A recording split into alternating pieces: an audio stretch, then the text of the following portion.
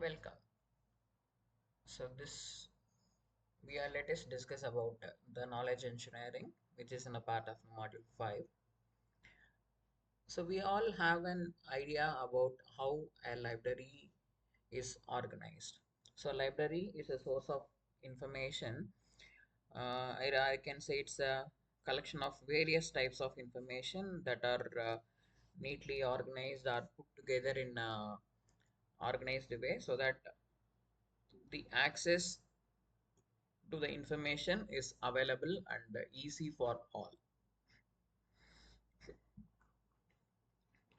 So basically how it will be structured. So once you enter step into the library, you'll be having on log, and then you'll be having some a common area, and then you can see the books are arranged in the racks, and the books are grouped in such a way that according to their respective domains or the discipline, whatever is required, and that is they keep some priority, right? So if it is, let us say, for electrical engineering books, it will be arranged in one row, and in that row how it will be arranged, the organized, it starts from the basic books, the fundamental concepts, and then it will move on to the one step ahead, like that it will go at one point of time you will be having your cross disciplinary books also. That is one after crossing the fundamentals, you will be having that application oriented texts that are available, and they are organized in that way, right? So a similar structurization is required while developing an artificial intelligence based system. So what we expect from an AI system is to take decisions in the place of an human with respect to certain operating conditions or certain environment. Case to case, it varies based on the application, right? So what we expect is the machine has to observe the environment, and it has to think, or it has to take the decision on its own without human interference, and also it should the whatever the decision taken by the machine or the system should accompany or should abide to the requirement, right? So this decision making is facilitated by the knowledge or the information whatever we provide to the AI based system. Okay, so that is the case is your knowledge engineering. So here the knowledge engineering focuses on how we compile and provide the informations in a hierarchical manner or in a fashion so that an AI-based system or a computer can get the informations or can learn the informations whatever is available in the repository, and it can take a suitable decision in according to the environment where it is supposed to work. So if I take the knowledge engineering is a process of designing, building and maintaining a knowledge based systems that capture, represents and utilize the domain knowledge. So the mapping domain knowledge is a crucial step in the knowledge engineering, where the aim is to present the concepts, the relationships and the rules within a specific domain in a structured and usable format. So it has several steps, the knowledge engineering, to have it like first of all, the first step involved is the domain understanding, where we need to have a deep knowledge about a particular domain. Let us say I want to design a robot which is going to work in an hospital environment. Then I should know, with respect to the hospital environment, what are the do's and what are the don'ts, and what are the regulations that we need to follow, what are the safety procedures we need to follow, and what are the precautions, and for what purpose we need to employ the robot, etc., etc., kind of thing, right? So accordingly we need to provide the information to the robot to work in that particular environment, right? So this can be achieved only based on the deep understanding of the domain for which the knowledge is being captured. And this involves studying the relevant literature, consulting the domain experts, and analyzing the existing systems or data. So wherever we go, fundamentally we'll have collect information from the literature and the textbooks. Whatever is available, we'll have it because those forms the fundamental. And then in order to have a better understanding and the interpretation with whatever the information we gathered through the literature, we need to consult the domain experts. And with along with these inputs, you see there are many decisions that are depending on the environment. There may be certain rules that we can follow, but in that the dynamic nature is purely dependent on the environment where we are working, so which we cannot exactly predict what is what kind of thing. So in that case, we need to analyze what is the existing system and the data, which forms the step one. And in the step two, it's about the conceptual modeling. So once the domain is understood, the next step, we need to create a conceptual model that represents the key concepts and their relationship within the domain. And this can be done using the techniques such as entity relationship diagrams or ontology modeling, or in terms of semantic networks. And the step four is ontology development. So in many cases, creating an ontology, which is nothing but a formal and explicit specification of an shared conceptualization of a domain, is a key part in mapping the domain knowledge. So for an example, if I have certain parameters, and the certain parameters are the certain elements which are defined with certain parameters along with the characteristics. Now, element is one category, parameters is another category, and the characteristics is another category. Now, all are coming under the same domain. Now, the point is how we are relating your element with the parameters and the characteristics.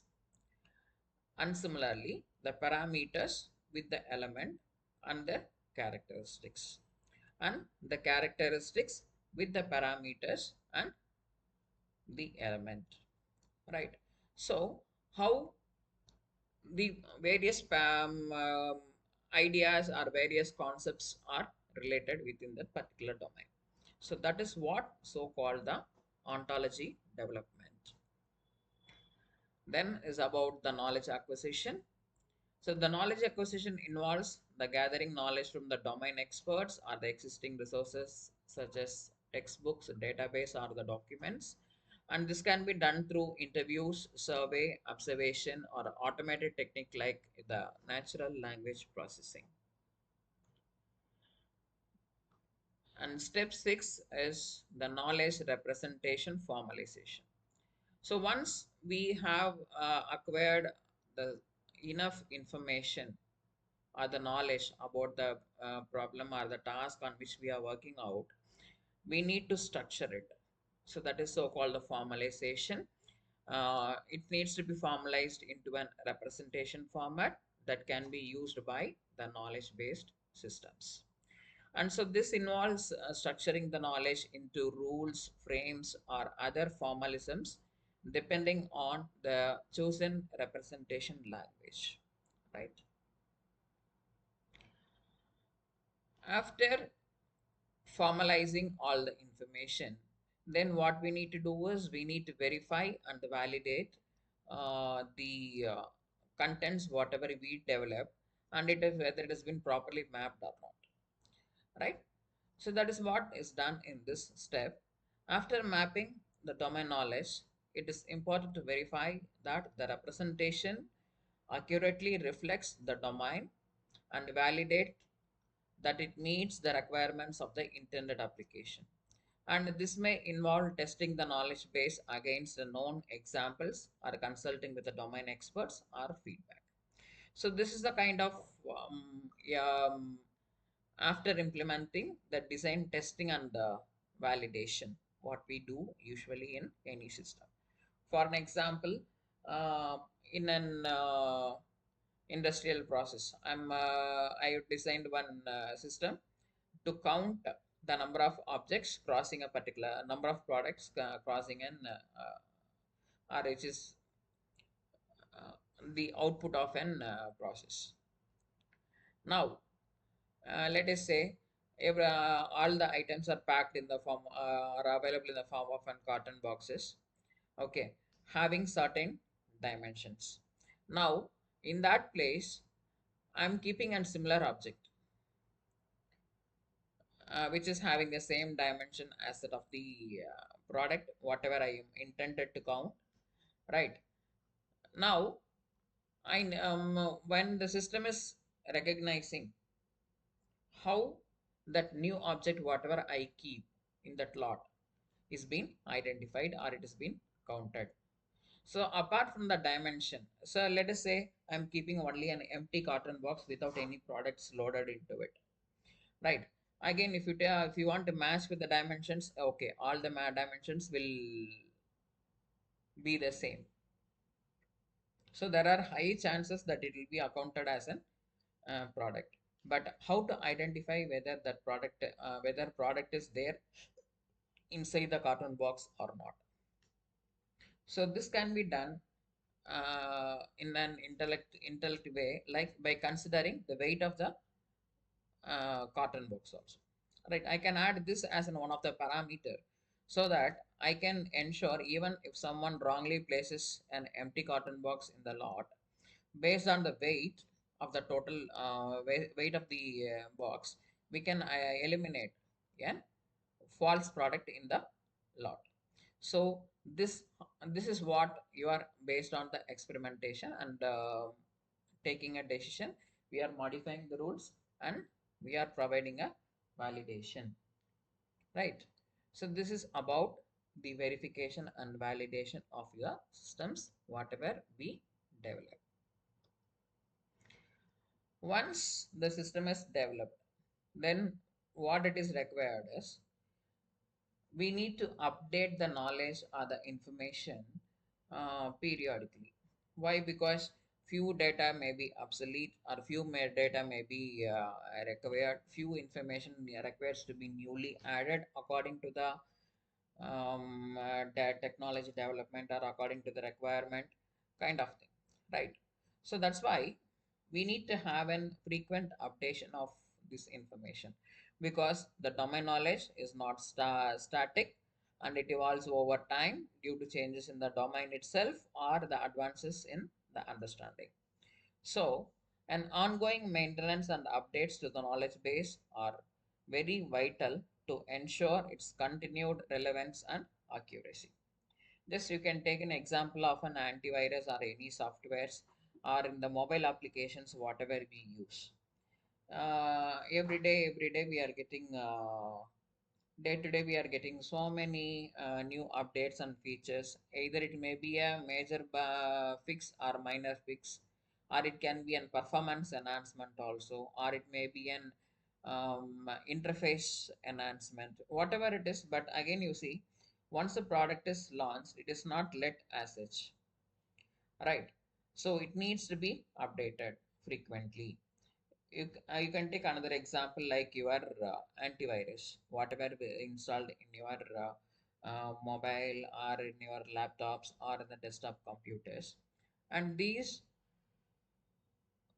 antivirus, right, it requires an update to gather a current information related to the what are the recent viruses, what are the trojans, or what are the malicious tools that we install, or what are the malicious websites that we are unknowingly keying in. Okay, so all these requires updation in the system so that it is being utilized, it's been preferred throughout. Okay, so that is what has been done in this maintenance and evaluation.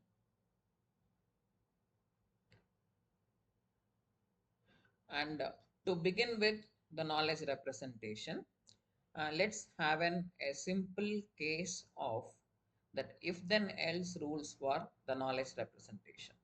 So let us consider a domain where I want to diagnose a car engine problem. And what is the problem? The problem is the engine does not start. Now, how we are going to address this problem? By using an if then rules representation is the task. Rule 1, if the car battery is dead, then the engine won't start, right? The rule 2, if there is no fuel in the tank, then the engine won't start. This is the condition number 2. And the rule 3, if the spark plugs are faulty, then the engine won't start. And this is considered as the rule number 3. And the rule 4, if the ignition switch is broken, then the engine won't start. So here the problem is engine is not starting. So for that we identified 4 possible conditions. One is the battery down, other one is empty fuel, other one is spark plug issue, and the other factor is the ignition switch on. So if you take all these among the 4 rules, the first 3 rules are purely technical, and the fourth one is um, it is not much more technical, right? A broken key or a broken ignition switch is a mechanical damage, right? Sorry, it's a physical damage what's been done apart from the technical issues whatever we had in the previous cases, right? So what are the cases that we can frequently encounter and how it can be prioritized? Whether do we have the spark plug problem always? No. And whether battery will be drained always? No. Whether fuel will be empty always? The probability is relatively high when compared to that of the draining of a battery. Okay. And the draining of the battery is not much more familiar, but there is a possible and if you take this the number of occurrences, it is more than the number of spark plug failure cases. Okay, then if you take that broken ignition switch, again this is a rare event that may happen, right? So while checking for the conditions, we need to prioritize. In the initial step itself, we cannot say that the ignition switch is broken, or the spark plug has a problem, or the battery is drained, or the fuel is not there. Okay, so now how we are going to implement this? So based we keep if the engine is not starting, then what may be the reason you go in this way? That is what is being followed. You know that if then else condition, right? So that is what is being stated here. The each rule consists of 2 parts: an if part, which is the antecedent, and then part, which is an consequent. So the if part will specify the conditions or the criteria that need to be met, and the then part specifies the action or conclusion to be taken if the conditions stated in the if part are satisfied. So now in this example, the rules represents the common reasons why a car engine won't start based on the different conditions such as battery status, fuel level, spark plug condition, and the ignition switch status. And these rules can be used in a knowledge-based system to automatically diagnose the engine problems based on the observed symptoms or the data inputs.